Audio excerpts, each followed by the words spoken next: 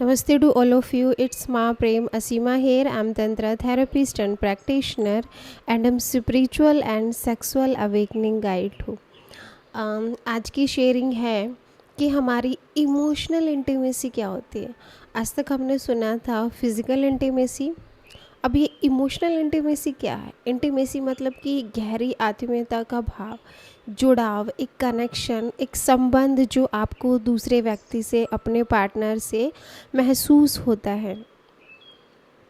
तो आइए बात करते हैं कि इमोशनल इंटीमेसी क्या होती है.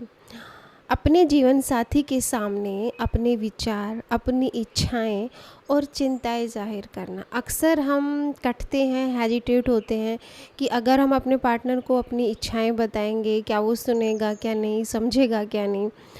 हमारे भीतर फियर भी होता है बहुत सारी चीज़ों को लेके, लेकिन हम अपनी फेक आइडेंटिटी अपने पार्टनर के सामने दिखाते हैं कि हम तो डरते ही नहीं हैं. ठीक है, बहुत सारी हमारे भीतर चिंताएं भी होती हैं. तो ये सब चीज़ें अपने पार्टनर के साथ शेयर करना इमोशनल इंटीमेसी में आता है. अपने जीवन साथी की भावनाओं को सुनना, और सिर्फ अपनी बात नहीं, अपने जीवन साथी की बातों को भी सुनना, समझना और उनके प्रति रिस्पॉन्सिबल रहना, उनके प्रति ईमानदार, जिम्मेदार रहना.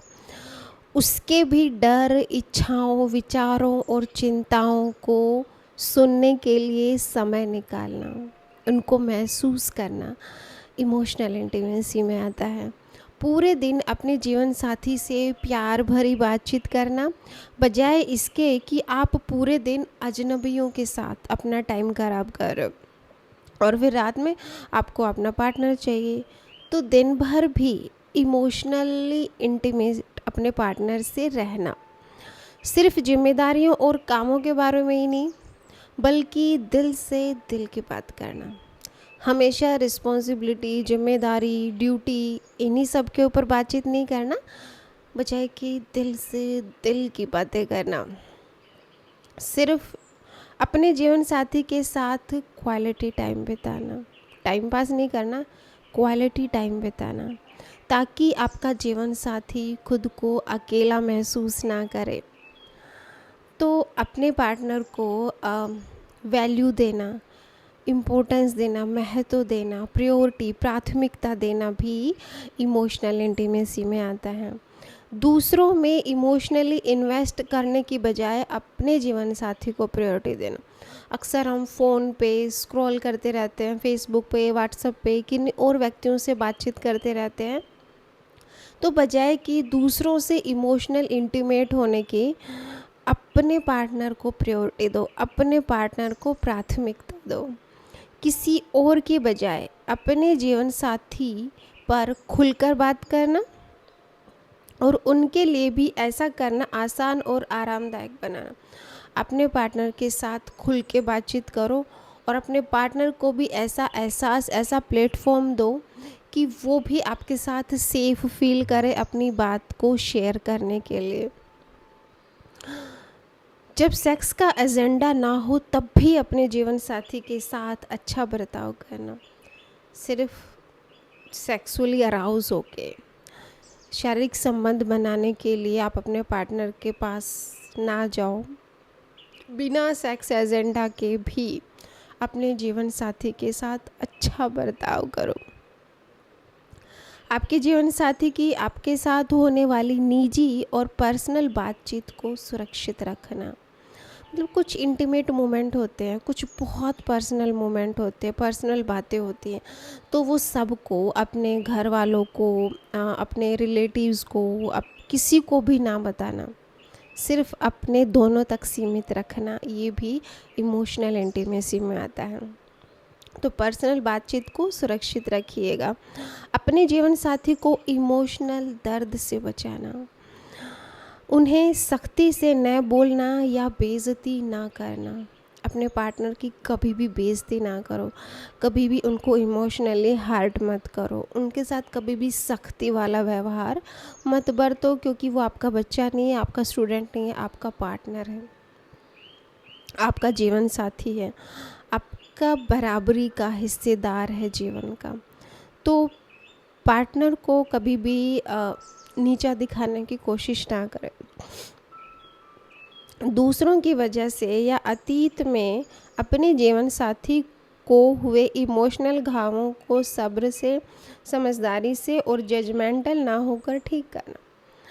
अम, हो सकता है दूसरों की वजह से कभी कभी अतीत में घाव होते हैं, वाउंड्स होते हैं, है ना, इमोशनल घाव होते हैं, तो उनको सब्र के साथ सुनना, समझदारी से काम लेना और हमेशा न्यायाधीश की कुर्सी पर ना बैठे रहना। जजमेंटल नहीं होना है कि तुमने ये अच्छा किया अतीत में कि ये बुरा किया।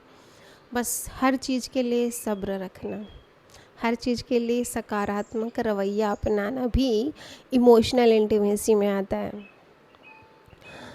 अपने जीवन साथी की तारीफ़ और प्रशंसा करना। कई बार हम बहुत ज़्यादा कंजूस हो जाते हैं या फिर सोचते हैं कि हाँ अच्छा है, फॉर ग्रांटेड ले लेते हैं। तो हमेशा अपने पार्टनर की तारीफ़ करो, उसकी प्रशंसा करो।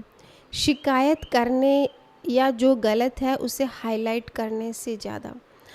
कई बार ऐसा होता है कि हम ईगो में आके अपने पार्टनर को नीचा दिखाते हैं, शिकायत करते हैं, जो गलत है वो सबको बताते हैं। तो ऐसा मत करो, अपने पार्टनर की ये गलत चीज़ें हाईलाइट मत करो, बजाय आप उसकी तारीफ़ करो, उसकी प्रशंसा करो। तो इससे भी आपकी जो इमोशनल इंटीमेसी है ना, वो मजबूत होगी, स्ट्रॉन्ग होगी। अपने जीवन साथी से माफ़ी मांगना जब आपको एहसास हो कि आपने उसे दुख पहुंचाया है। तो जल्दी से जब भी आपको एहसास हो कि आपने अपने पार्टनर को दुख पहुंचाया है, तो फटाफट उससे माफ़ी मांग लो। इससे भी आप लोगों की करीबी बढ़ेगी।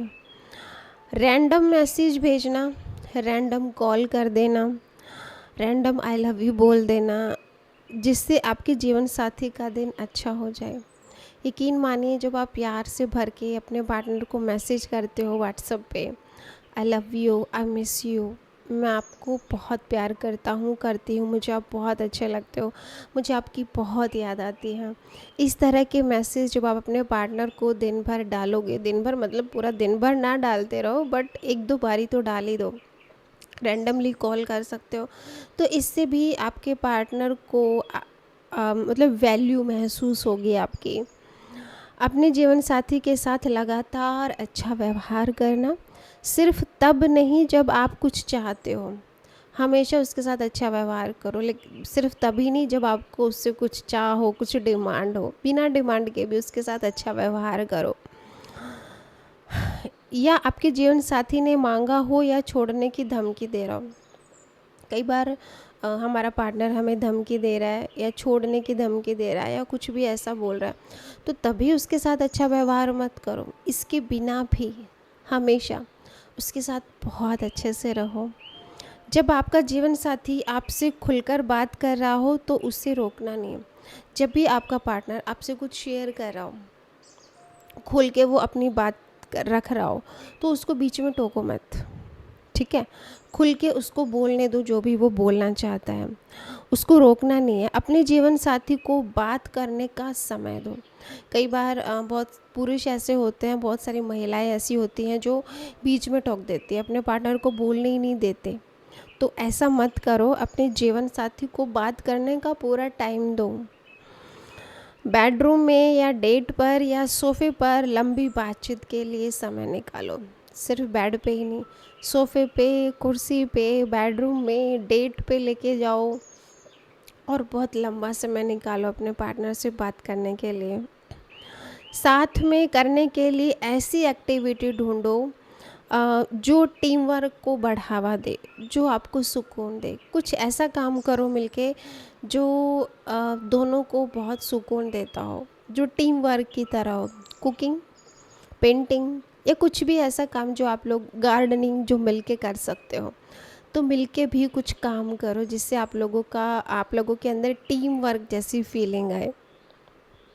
जब आपका जीवन साथी खुद को बुरा भला कह रहा हो और अपने बारे में नेगेटिव बातें कर रहा हो, तो उसे भरोसा और प्यार से बात करना। कई बार हम डिमोटिवेट हो जाते हैं, तो ऐसे में एज ए पार्टनर आपकी ड्यूटी बनती है कि आप उसे मोटिवेट करो। जब भी वो दुखी हो, हताश हो, निराश हो, ठीक है, नेगेटिव बातें कर रहा हो, तो आप अपने पार्टनर को इमोशनली सपोर्ट दो, इससे भी आपकी इमोशनल इंटीमेसी बढ़ती है। जब आपका जीवन साथी उदास हो तो उसको हौसला दो। कई बार हम बेवजह या बहुत सारे रीज़न होते हैं कि हम उदास हो जाते हैं, तो ऐसे में आपके पार्टनर की ड्यूटी बनती है, या आपका पार्टनर उदास है तो आपकी ड्यूटी बनती है कि आप उसका हौसला बढ़ाओ, आप उसकी प्रेरणा स्रोत बनो। तो ये सब चीज़ें आती हैं इमोशनल इंटीमेसी में, भावनात्मक आत्मीयता का संबंध क्या होता है। वैसे तो हमें सब कुछ पता है, तो मैं सिर्फ आप लोगों को रिवाइज़ करा रही हूँ ये चीज़ें। कई बार रिवाइज़ कराना बहुत ज़रूरी हो जाता है। पता हमें सब कुछ है, लेकिन हम अपने आप को एक्सप्रेस नहीं कर पाते, अभिव्यक्त नहीं कर पाते। फॉर ग्रांटेड ना लो अपने पार्टनर को, जितना ज़्यादा हो सके इमोशनल इंटीमेसी को बढ़ावा दो। इमोशनल इंटीमेसी अच्छी होगी तो फिज़िकल इंटीमेसी ऑटोमेटिकली आप लोगों की बहुत अच्छी होगी। तो अगर आप लोगों को मेरी शेयरिंग पसंद आ रही है तो दोस्तों के साथ शेयर करो, चैनल को सब्सक्राइब करो, और अच्छे अच्छे कमेंट भी, या जैसे भी आप लोग चाहें कमेंट बॉक्स में कमेंट रख सकते हो। डिस्क्रिप्शन बॉक्स में मेरा लिंक दिया गया है। अगर आप लोगों को मुझसे जुड़ना है, कुछ सीखना है, जिससे आप लोगों का जीवन, आप लोगों का रिलेशन बेहतर हो सके, आप सेलिब्रेट कर सको लाइफ को, तो जो नंबर दिया गया है उस पर व्हाट्सएप मैसेज करो। और मेरे सभी सेशन ऑनलाइन हैं, तंत्रा का भी और मेडिटेशन का भी। जो भी आप लोगों को सीखना है आप घर बैठे ऑनलाइन सीख सकते हो। तो आज के लिए आप लोगों का बहुत बहुत धन्यवाद। मिलते हैं नेक्स्ट वीडियो में।